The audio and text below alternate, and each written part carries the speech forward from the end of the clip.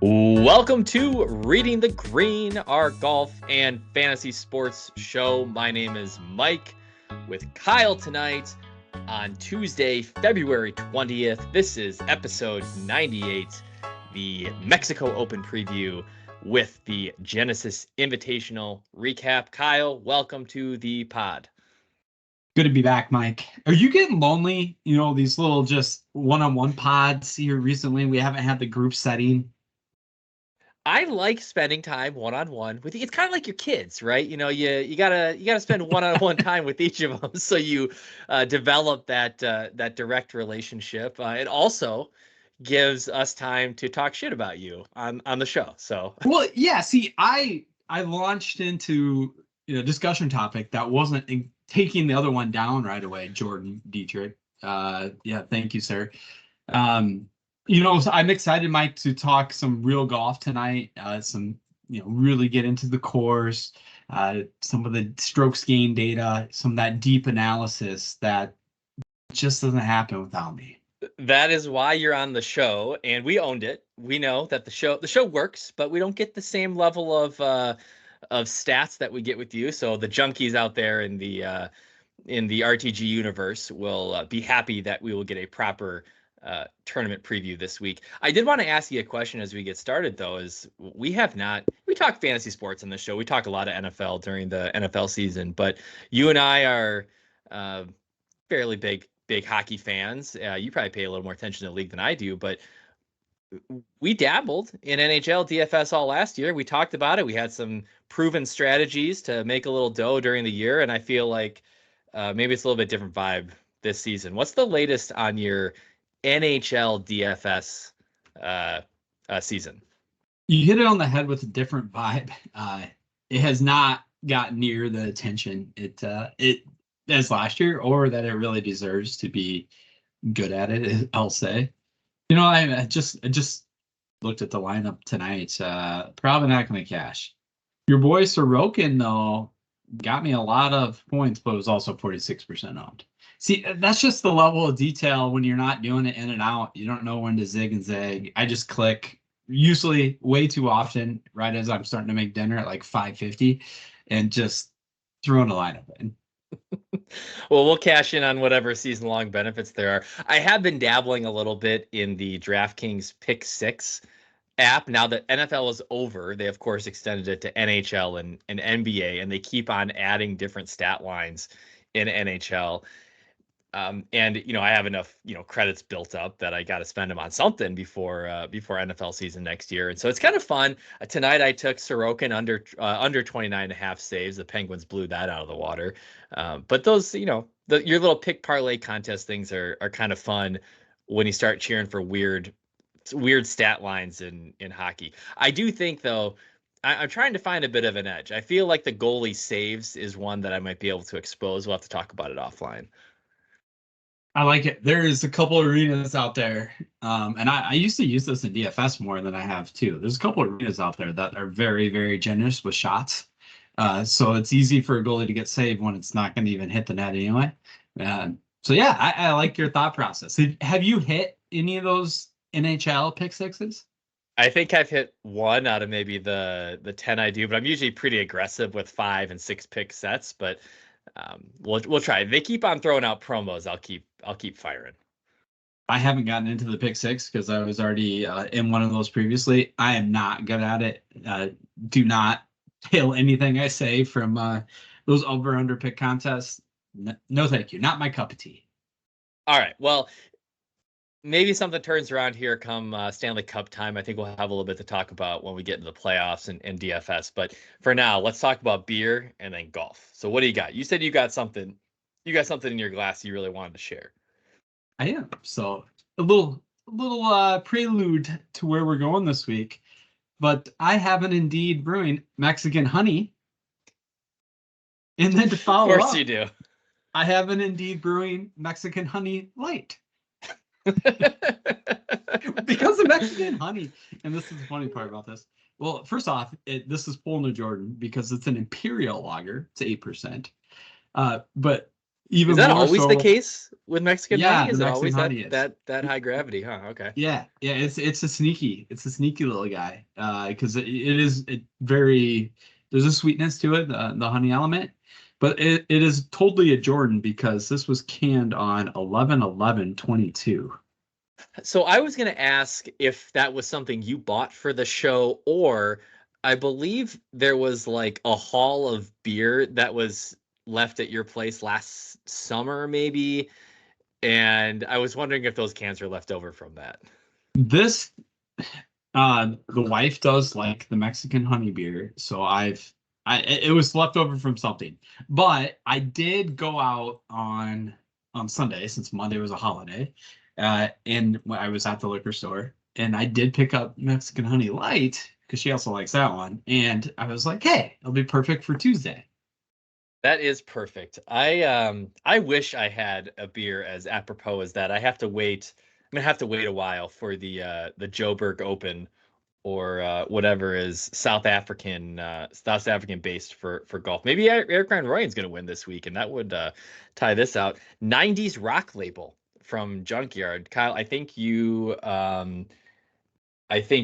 had this when you were over at our place the other weekend. But Superdelic Rawaka and HBC 586 hops. This thing is kind of tastes weird. Like it's a New England style IPA, but it's got these South African hops in it, and it's kind of strange. So I Yeah, thought I'd have it for the pod.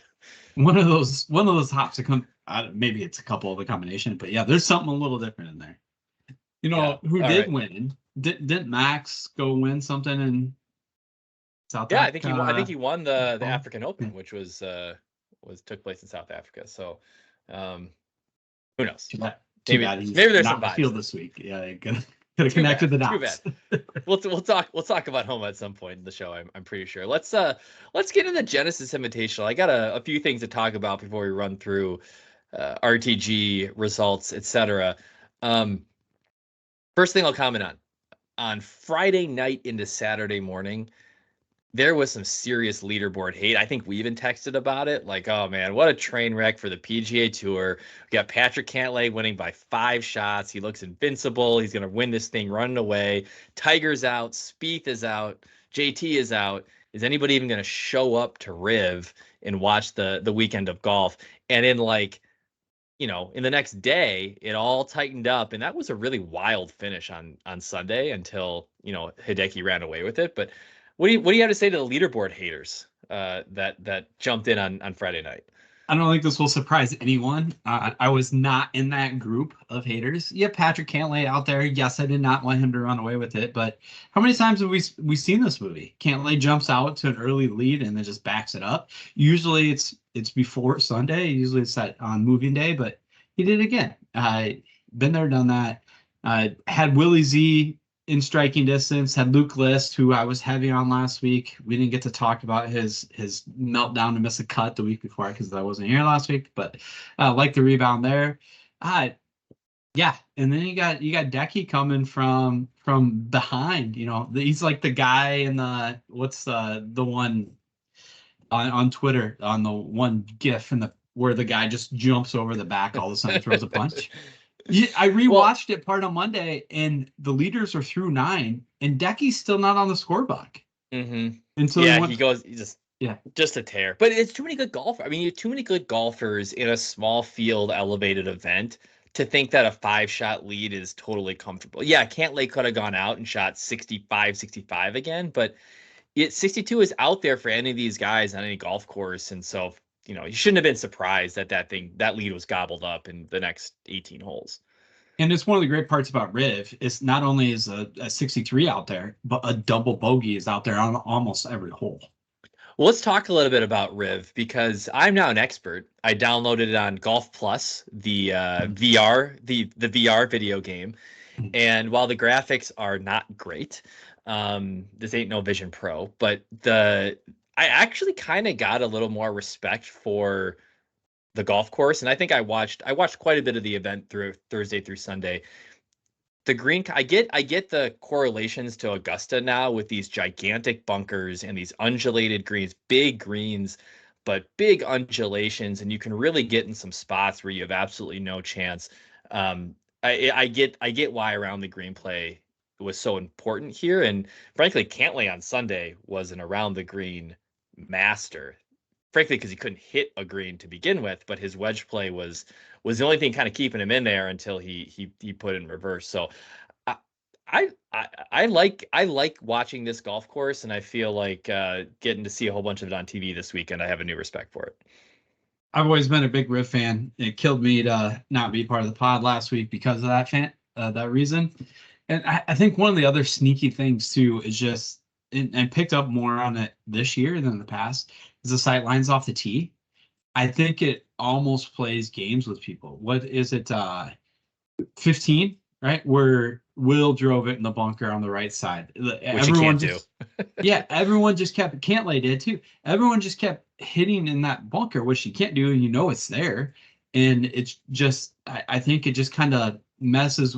The sight lines are just tremendous.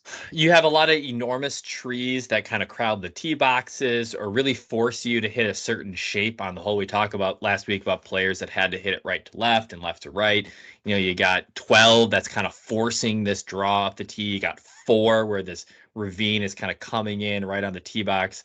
And even I'm going to go back. Honestly, you play the VR game. You stand on that tee box at 18 and you're literally hitting over a hill that is twice as high as your head. It's kind of like 8 at Pebble. You don't realize like how much the geography there really kind of plays mind tricks with you. And I think to your point, like it tricks a lot of players into hitting in spots that maybe from watching on TV, you're like, well, that doesn't make any sense. But being there probably feels completely different. How's 10? One of my favorite holes on the VR game. Piece of cake, no problem. Bail out left, chip up onto the green. I did the number of guys, I was curious, the number of guys that hit in that short left bunker on 10, like 50 yards short of the green on Sunday. I don't know what was going on. If there was a power outage, if it was cold and balls weren't flying as far, but that was almost an automatic bogey hitting in that bunker. Yeah, I was curious that too. I wanted to go back and look. Were guys hitting 3-wood? They were, yeah, because they're trying to land it short left of the green, and I don't know what was going on, but balls were Cantlay hitting there. I think List hitting there. Yeah, I think I saw it was Saturday, right? Or what? Sorry, what was it? Friday or Saturday? What day was the pin back as well, not up? I think that was Friday and Sunday. It was back. Okay, Friday as well. That more guys hit less than driver this year than the last 3 years, which it had been trending completely the other way. So I was just curious what triggered that. Obviously, there's some data out there that showed that they should, but I didn't see as often this year of guys just destroying it way left. That's what I was going to say too. I thought that was the bailout, and you didn't see guys hitting from back there as quite as much. I forget who it was last year that hit it like over the porta potties, even like over those trees, over the porta potties back on that other green back there. What do you think? What do you make of this was obviously played out on Twitter over the last 4 days, but what do you make of the Spieth situation? It is what it is. It's the rules. I have something else I want to talk about Spieth, and it's not the scorecard. Well, yeah, I know. I think this is going to be multiple players maybe in this topic, but I will say, been there, done that. As a competitive golfer, I've signed an incorrect scorecard. It's usually in a bad round. You're pissed. You're like, hey, the total's right. That's what I shot, and all of a sudden somebody wrote down a lower score on one of the holes, and it adds up to 1 stroke lower, and you're out. And I remember this was a 2-day event that was being played on a Sunday, Monday during the school year for whatever reason. And so I had to have an absence from school on Monday to play in the second round. Well, I got DQ'd on the Sunday round. Ooh. So I asked the tournament director if I could just still show up and play. He's like, sure, I don't care. And I asked my parents, I'm like, well, I'm going to go back and play in the tournament on Monday. They're like, no, you're not. Like, you're going to school. You got disqualified. That's your punishment. Yeah. Learn how to sign a scorecard. Well, he doubled 18, right? So, like you said, he had a good round going, pissed off about the finish, and just whatever, right? Yeah, Well, you know what? You know why he made that double. I didn't see it. No, He got the runs. no. You you know why Did he? Cantlay? You know why Cantlay shot what he shot on Sunday? He He got the runs. he ate the In and Out pickles. Something was going. Tiger was sick. Cantlay was sick. Spieth was sick. I, I think that In-N-Out truck had something going on. I missed apparently I obviously knew the Tiger piece. I didn't know Mhm. Cantlay. Apparently, Xander said to Cantlay after the round on Sunday, like fist bumped him on 18 and said, "Feel better, man." Didn't shake his hand, just like fist bump, feel better. And then who commented on it? I don't know if it was someone commented on Spieth and said, "I know he wasn't feeling well. He was sick. He wanted to get out of there, and he just rushed through the scorer's tent." So that's three guys that were sick. Ooh, poor In and Out truck guy. See, maybe those guys all took the pickles off, like Tiger. And if you keep the pickles on, that's what made it Like okay. negates the bacteria. Negates illness. He needed the counterbalance of the acidity of the pickles, or something along that lines. Well, have you seen? I know you said you went back and watched it. Had you seen two pure iron shots than what Hideki hit on 15 and 16 on Sunday? So I'm trying to keep track of which ones in my mind. The I mean, they one both went to about 6 inches. So correct, but 16 was it that seriously landed on by? Yes, don't get me wrong, it's a great shot, but if that lands 4 inches short, it doesn't make it out of the rough.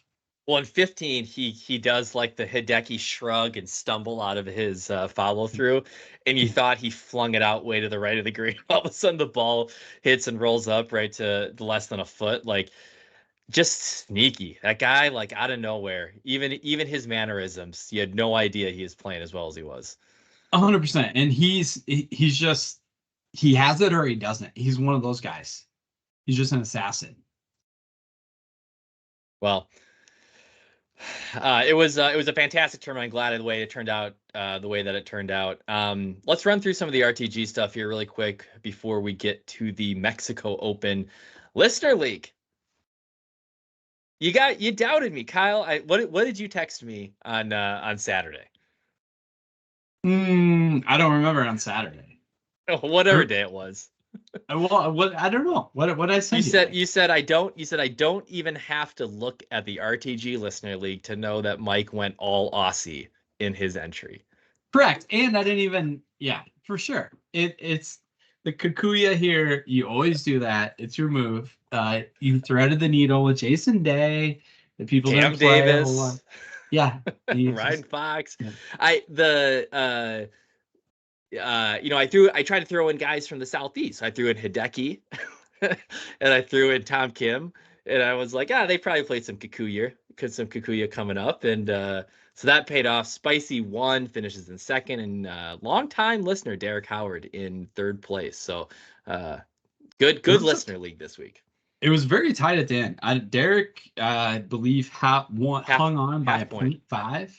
Yeah. Yeah, it was tight. And I was right there too. I think I finished fifth, just slightly out. But the Cantlay bogey, what was that, 17 hurt. Yeah, it was a disaster. He cost all of us a lot of money. But overall, I would say RTG model. I know we had a lot of guys make the cut this week in general in the field, but our high share percentage that we report out every week, that rolled to 90% made cut. So certainly if you were tailing us and our consensus plays, that worked out really well. The bad, JT flamed out.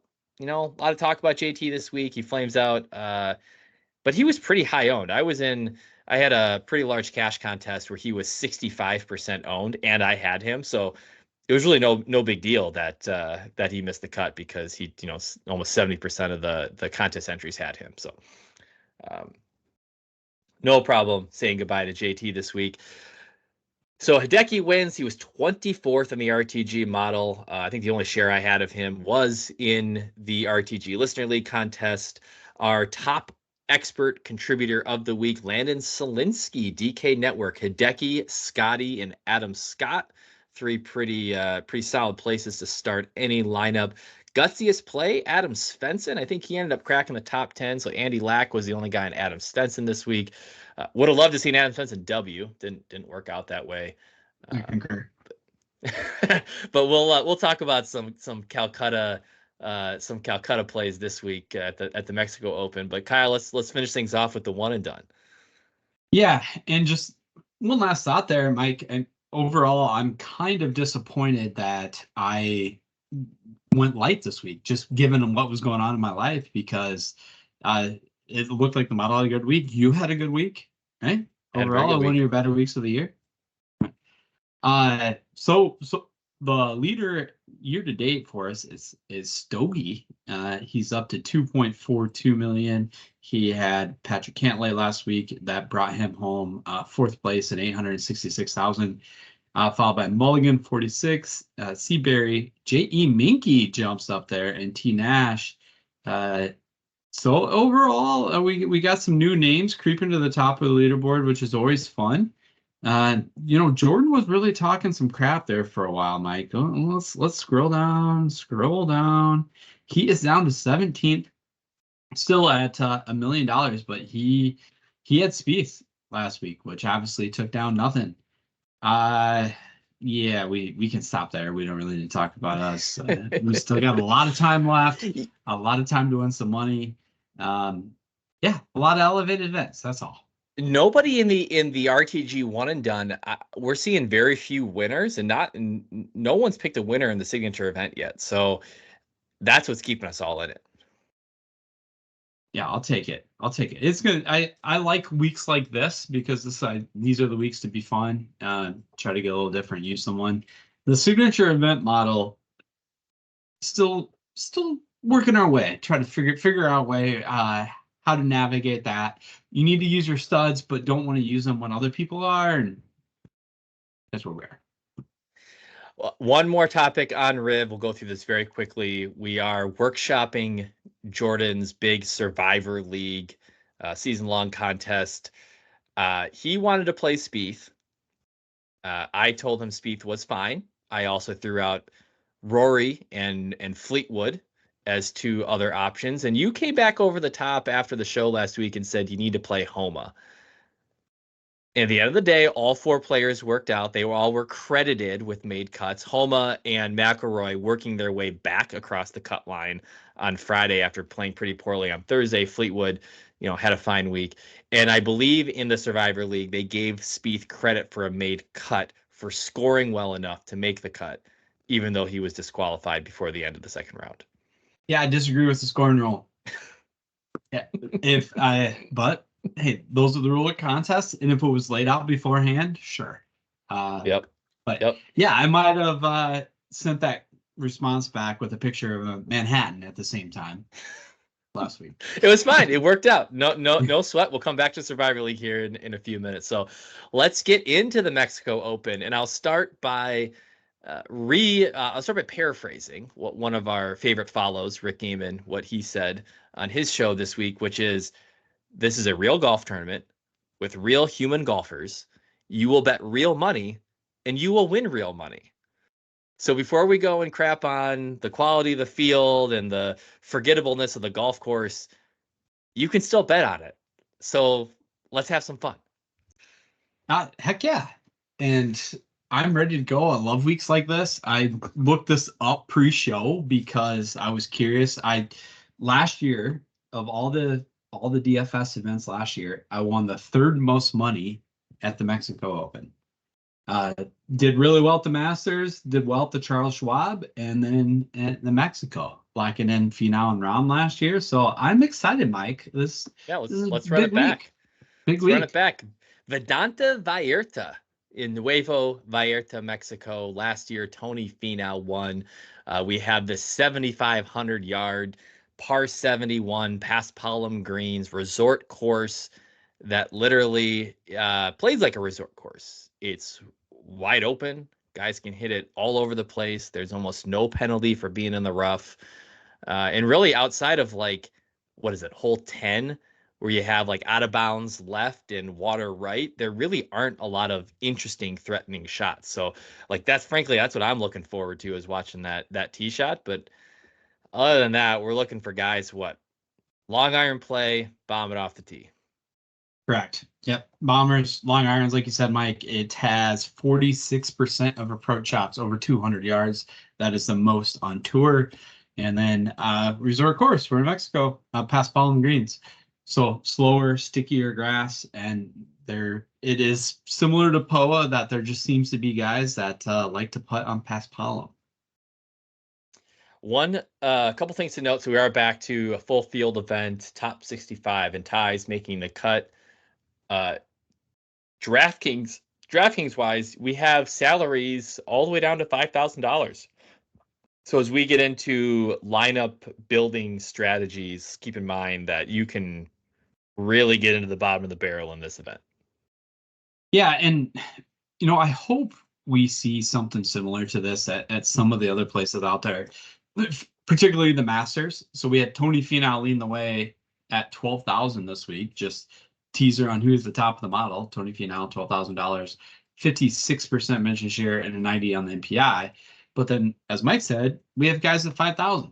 And especially at Augusta, I think this sort of pricing structure makes a lot of sense with somewhat edited field there and a lot of guys that are just in the field that really have no chance of competing. So they might as well be $5,000. And freaking put Scotty, put Rahm north of 12. Make people make decisions. I think that makes that. I love pricing like this because it makes it fun. And on bunches, I guess, for the lack of a better term, guys. You're right. It is. It will be fun. Some of these guys are going to make the cut, and in this, I feel like you get the same conversation in the industry too of like, hey, why don't we do this more often? Really makes you choose and really makes you get fun with lineups. So let's start with the RTG model. I'm gonna guess we don't have any 5K players trending near the top, but there might be some interesting names. You have to scroll quite a ways to find someone in the 5K range, Mike. But after Tony, we have Mr. Johnny Vegas at $7,600, 37% mention share. The MPI says tread lightly so far. Then we have my boy Nikolai Junkyard at 10.7, 38% mention share as well. The MPI is pretty strong there at 83. Sam Stevens, $7,100, also at that 38% mention share and 38 on the MPI. The next grouping, we got three more coming in at right around 31%. Alejandro Tosti, Carson Young, and Davis Thompson, 27 on the MPI for Tosti, 0 for Carson Young, and 84 for Davis Thompson. And what I really find, I guess, interesting there is you have your bombers, Finau hits a far, Vegas hits a far, Nikolai hits a far, Sam Stevens hits a far, Tosti can bomb it, Davis Thompson can. And then you have Carson Young, which seems to be kind of the favorite counterplay, has some good course history here, but doesn't really fit the overall narrative. And I don't think that's necessarily a bad thing from a DFS perspective, though. It depends maybe on if you're going to get contrarian with Carson Young. I agree with you. I saw the same thing as I was kind of flipping through these guys. Like Carson Young is projected probably double-digit ownership, $7,400 projected double-digit ownership. I don't know. I think there's a little bit of reading we got to do to get some of the backstory on what we think the fit is here. Yeah, I think that's a great point, Mike. You look at his form, right? He was 41st at Phoenix Open, 56th at Farmers, which somewhat a similar type setup from a distance perspective. Obviously, a much harder place to putt, and there's a lot of differences beyond that. P17th at Amex, though, you can try to draw some sort of correlation if you squint. At Air Cardinal Worldwide Technology Championship, he got 9th.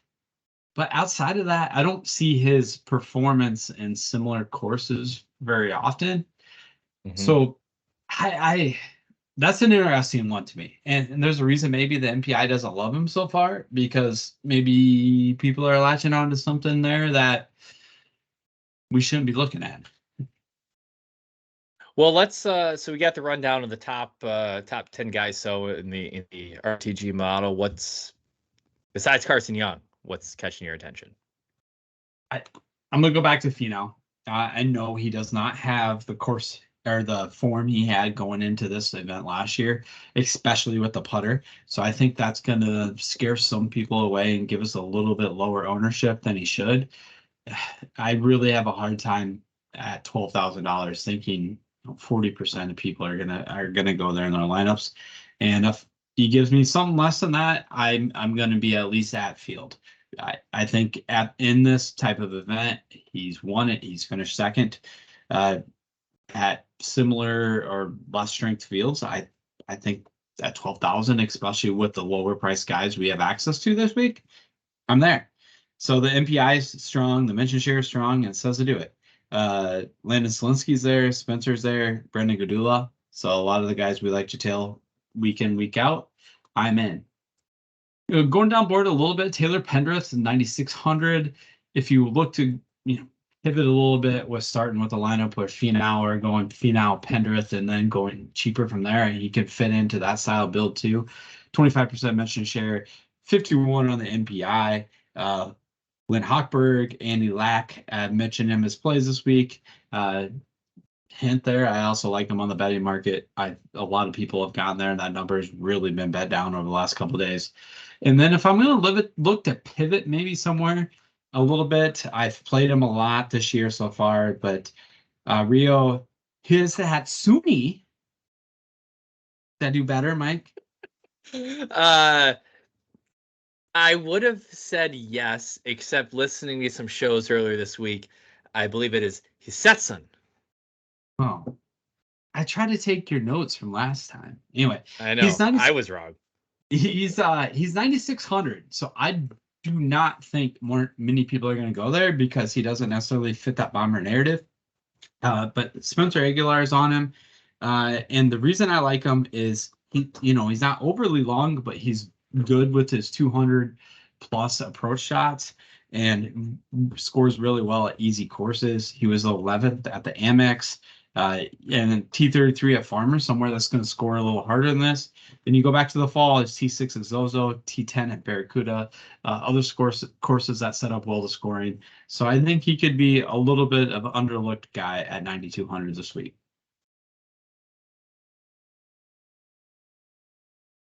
Really good stuff. Really good stuff, Kyle. I had a lot of similar notes this week. I think you're right. Like if you got to play Tony, like depending on the contest, you got to play Tony. I think if you're winning a large field GPP, you're playing Tony and you're getting different, and your different works out this week. That's probably what ends up happening. I just think his floor is so high on in a field like this. I actually disagree a little bit with his form. I've heard this take. He's putting atrociously right now. That's true. But I generally think his form looks pretty similar to what it looked like going into the 2023 Mexico Open, which was on a different spot of the calendar. I believe that was at the end of April, not at the end of February. But, he had a run of 10 top 20s. Then he finished 26th at the Masters, 31st at the RBC, and then wins the Mexico Open. But he had basically gained 4 strokes on approach in every event leading up to that in the previous 10. And then you flip over to this year, 19th, 47th, 6th, 25th, 38th on the 2024 season, killing it with his irons and gaining off the tee consistently. So you kind of see a similar pattern. It's just his putting is so bad, and he's missing a lot of the 3, 4, 5 footers. The big question is whether or not Paspalum forgives a terrible putter enough like Tony this year. That's maybe what evens it out. I think that's a decent take, Mike, because you do, like, to your point, you look at he lost putting at the Masters last year. He lost at RBC, almost 4 strokes, and then shows up at Mexico and gains 5 strokes putting. Yeah. So it's kind of like Corey Connors. You get him on the right course and he just suddenly becomes a positive putter. He's lost 3 in a row, and very heftily lost 3 in a row, and with only breaking even at the Amex. And going back to his last year, yes, he was losing again, but he has shown that ability to pop out of nowhere. Yeah, that's that's why I'm in. I agree with your take there wholeheartedly. If I want to offer maybe just a pivot to your Pendrith, Steven Yeager. I feel like Steven Yeager probably shows up a very similar profile to Taylor Pendrith this week. He's not. They're probably going to come in about the same ownership, so just kind of pick your poison. You want a guy that's accurate, hits the ball plenty long, gains consistently on approach, and just really needs to get it going with the putter to have a good week.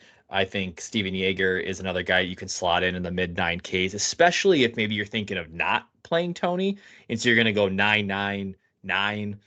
7-7-7 maybe. I think Yeager Pendrith is an interesting place to start, and so of course you need some salary relief in this at some point, whether you're playing Tony or not. And so give me Parker Cootie. The Cootie brothers have they flashed a little bit here and there, but if he's really going to be sub 5%, he gained 7 strokes ball striking at Torrey. He gained 2 at the Amex. Kind of 2 decent starts on the PGA this season. That's good enough for me to take a flyer at 6,500. All right, Parker, huh? There's enough love on him this week. I mean, what we're seeing, we're seeing 25% at the moment. So it might be if that sticks, I'm going to be mixing him into a decent number of lineups. Well, if you really want to get a bomb play at $5,700, I'm not going to have much, but maybe one click in a random GPP contest. Tom Whitney, he was T13 at the Farmers. Can gain off the tee. It can have pop with an approach week. If you're really looking for something down at that price point, maybe that's someone you could really squint at. And then a guy I'm probably not playing, and I'm going way back up the board, but I'm not going to play him in DFS. I'm not going to bet on him because we have enough shares in him elsewhere. But I'm going to be rooting heavily this week is for Mr. Thomas Dietrich. Honestly, like our Calcutta squad, Mitchell, Wu, Dietrich, I think have plenty of upside this week. That fade them in your DFS lineups this week, and let's just go roll in the big Calcutta pool. 100%, completely. Like to go that way. I might have bet one of them just because I have a betting story this week, but yes, 100%.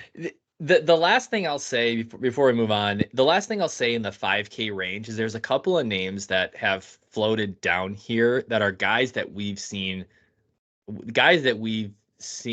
flash in stronger fields that you do kind of wonder what's going on to get. I mean, clearly, like the form isn't there to warrant a much higher spot on the for salaries, but Callum Tarrant 5,600.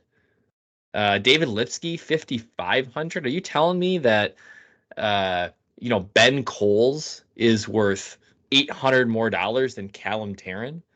And I mean, even someone like Justin Lower, 6,100. Like, I actually think if you really squint into the 5Ks, you can find at least some name recognition that you'd say, yeah, I wouldn't be surprised if Callum Tarrant finishes top 15 in the Mexico Open, and I'm getting him at $5,600. And so for some reason, I think some of these guys have fallen into that range, and you can exploit some of that.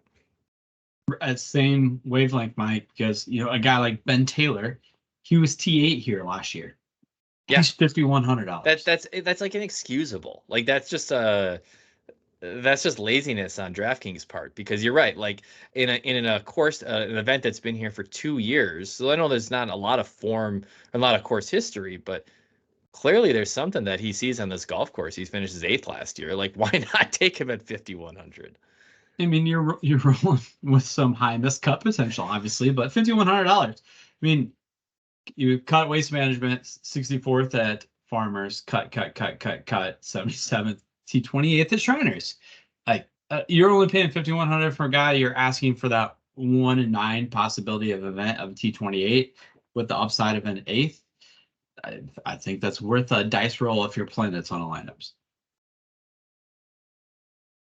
All right. Well, let's let's move on. We're gonna talk. We gotta do a quick before we get to name game. We gotta do a quick Survivor League workshop. So if Jordan was here, and he's gonna listen back. He's on vacation. He's gonna listen to this on the airplane while his kids are wonderfully behaved on the trip home. What are we telling him to do to make a cut at the Mexico Open? He's got to play Finau. That's what I 100%. I don't think there's even a question. Finau might be 100% owned in the Survivor pool this week, But and you've I seen would him say survive. kick can down the road. We'll deal with it next week. 100%. You got to play Finau. Where else outside of Rocket Mortgage and maybe 3M would you even consider him anyway? And we don't even know that the Survivor pool would even get that far in the season. Correct. Yeah. So I think you click Finau, he goes down. Congrats to the 8% that have balls outside of you. Yeah. So if Finau's not the pick this week, who else? Nikolai. Wojcik. Okay.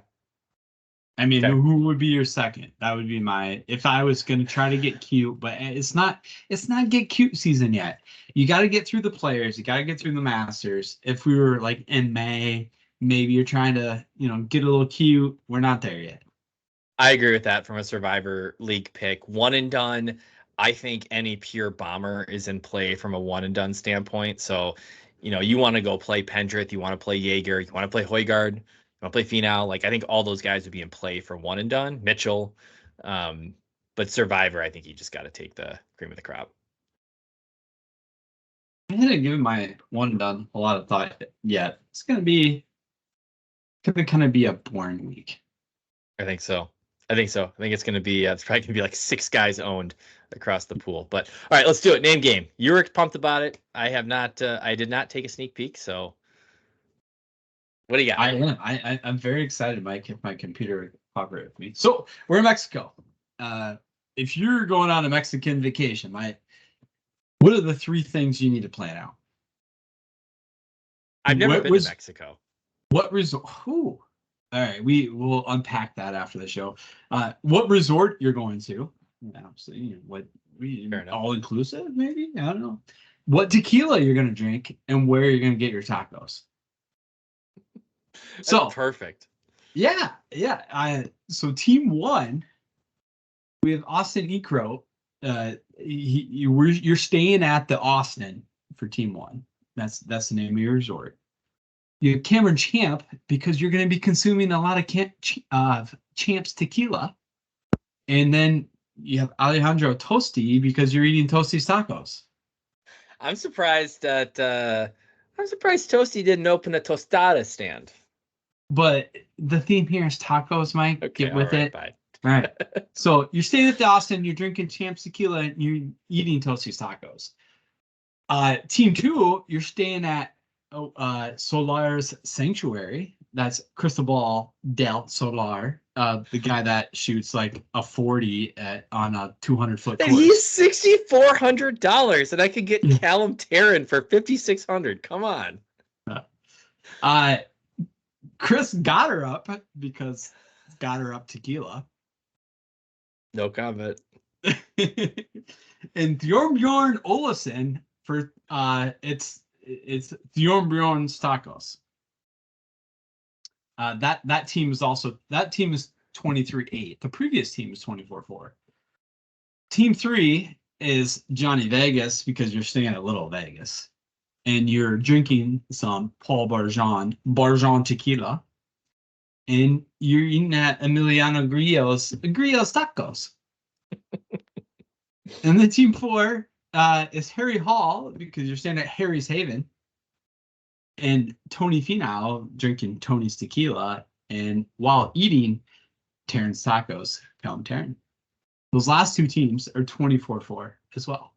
So really, I was really going for those 24-4s, but I couldn't find a tequila or a taco option to make it 24-4, and I really did not want to go off got her up tequila. So here we are.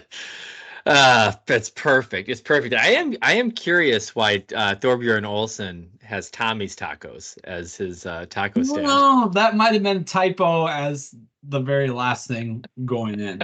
I think I did very well at that pronunciation. You did. This was really good. I have I won't get into some of the creative liberties, but I think it is. I'm excited to check out some of these places. This is no question. I mean, if you've been listening to the show this far, no question that since I have first picked, I finished last. I'm going with Team 4. I've already talked Callum tearing up enough. I might as well take him and the stud Tony Finau and let's roll. So you're having some Tony's tequila while you're eating Terrence tacos and staying at Harry's Haven. Perfect. So yes, who's the next pick, Mike? Listeners are up next. I'd lean Team 2. You know, they feel like maybe Gather Up Tequila might be more of a Jordan thing though. So that seems maybe, like a Jordan thing. So maybe we dish the listeners Team 1. All right. I feel like they want to stay at Dawson, eat some Toasty's tacos. Toasty is getting a lot of love in the betting world this week, so go hammer some Toasty's tacos, chase it with some Champs tequila, and stay at the Austin. Have a great time, listeners. Perfect. Kyle, which means that leaves you with Vegas, Barjon, and the Argentinian grilled cheese griot. Yeah, I bring it on. Minus the cheese. No cheese in my tacos. But I'll go stay at Little Vegas any day. Let's go. Good stuff. Good stuff. Thank you for doing that. I was commenting before the show that if I were you and I was making the game for the Mexico Open as retribution, I would have picked the 12 hardest to pronounce names in the field this week and then make me read them. Make me read them. But see, you'd be way because that's what I would have done to you. Yes, exactly. All right. Well, round things out. Are you going to bet on the Mexico Open? You said it's such a great week for you. You're going to bet on the Mexico Open? Well, yes. Unfortunately, but fortunately, maybe this will work out. We'll see how this plays out in hindsight. It's kind of an eclectic card this week. Had a short betting window with access to opportunity and kind of had to just fire some shots without really much research. So who knows? Who knows what happens? I'm on Taylor Pendrith. He was at 22 by the time I got there. He opened at, I think, pushing 40 in some places, really got bet down. Just perfect fit for this course, what he does well. So feel better about that. That's 3 units. I did take Brandon Wu. That is our one guy that, hey, I'm on. He has a second and a third here. 14th and strokes gained approach in this field. He was 23rd in my model, trying to weigh heavily on those longer approaches. He was at 35. Not a great number, but is what it is in this field like this. 1.5 units. I have my boy Hizutani because I just had to. I'm in.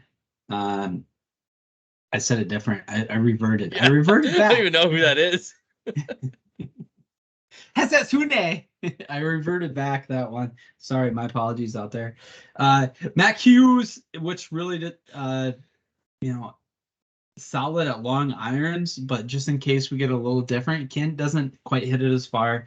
Then Sam Stevens, complete bomber play. And then I did take Alex Smalley because the way my card worked out, I could take one guy at 80-1 and still have my payout structure I liked. And he was 11th in strokes gained approach on this field, 12th in my model. Let's go.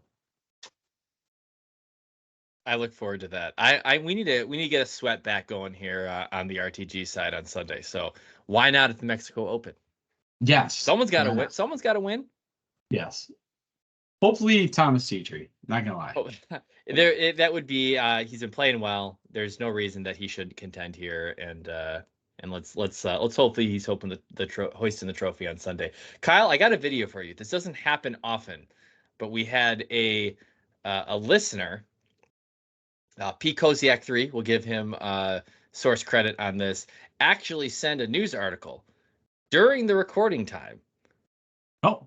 That he thought might be apropos for the show. So I'm going to go through just a couple of lines here, and you tell me what you think. Tell me if you saw this. This is the New York Post reporting this. Minnesota brewer sent flying across the floor after beer tank valve explodes, blasting him with a powerful stream of IPA. I did see this. Back channel brewing. Back channel brewing identified by the company as Brendan was the beer suddenly shot out of a hole, knocking him on his backside. The video is incredible. You know what they called the beer? It was called Blowback. He literally gets knocked back about 10 feet. It's pretty remarkable. Well, I want to know the mechanics of what happens, because he goes up and does something, right? And then he's working on the vat. Just gets rocketed. We'll have to tweet that out, because that is just a perfect way to end this show. Final thoughts on the show, on the Mexico Open? Go enjoy some Mexican honey or some tequila and win some money this week. That's the team. Let's do it. I might have to pick that up. Well, that is a wrap on our Mexico Open preview. You can find us on Twitter at RTG Podcast DFS, our YouTube channel, Reading the Green, and any major podcast platforms. New episodes out every Wednesday morning. We'll be back in a week with the results for the Mexico Open and a preview of the match. No, I'm just kidding. The Honda Classic. Go Lexi? No, not the Honda Classic. Okay, fine. The Cognizant Classic at PGA National. See ya.